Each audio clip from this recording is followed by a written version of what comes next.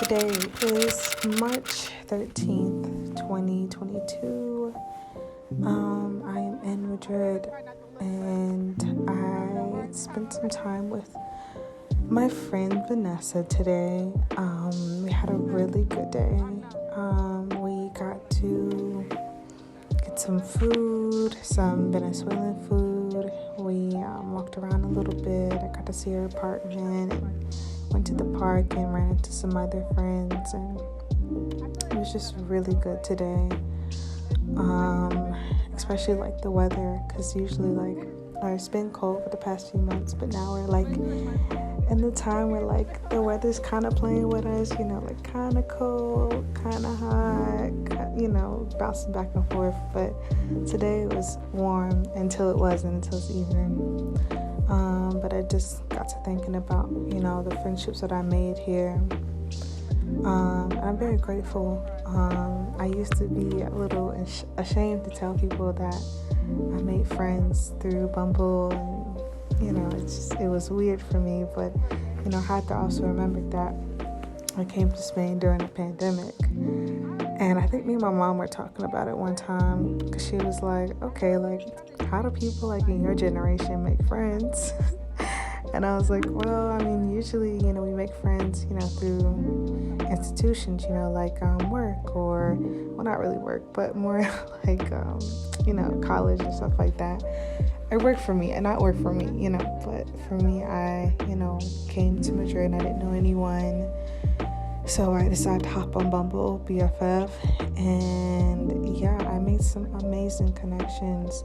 And I think it can be scary sometimes whenever you move to another country, because you're not sure, who you're gonna find, what connections you're gonna make, if you're gonna find people with, such large cultural differences that, it makes it hard for you to be friends. Whether that's just way of life, or whether that's, language barriers. I've had really good luck. Even my first time being in Spain, whenever I lived in Cuenca, I had some really great friends in my classes, and, that I made with other international students. So I'm very happy about that, especially, whenever I was younger, I had some friends, but a lot of people I wasn't that close with, and maybe I was the weird kid or something, I don't know, but I just, I knew people, but I didn't have that many friends, or I would have friends, but still feel like, the one I just wasn't fully in the group. And I think my mom also talked about that as well within herself.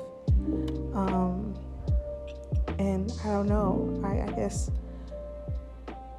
I don't know if it's, part of being unique, of part of, seeing yourself as an individual so much, in a group. I don't know if I saw that whenever I was younger, if I felt that whenever I was younger, I don't know. But when I was younger, it was hard for me to fully understand that I saw myself as an individual, and in these groups of people, in these groups of friends.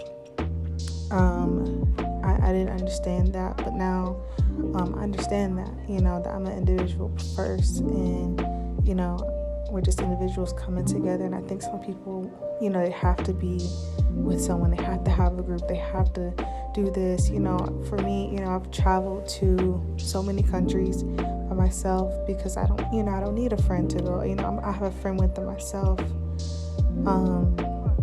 and that's very important. I think I heard someone I knew that told me, I can't go to a restaurant by myself unless I have someone that's with me. And I'm like, you have to know who you are first,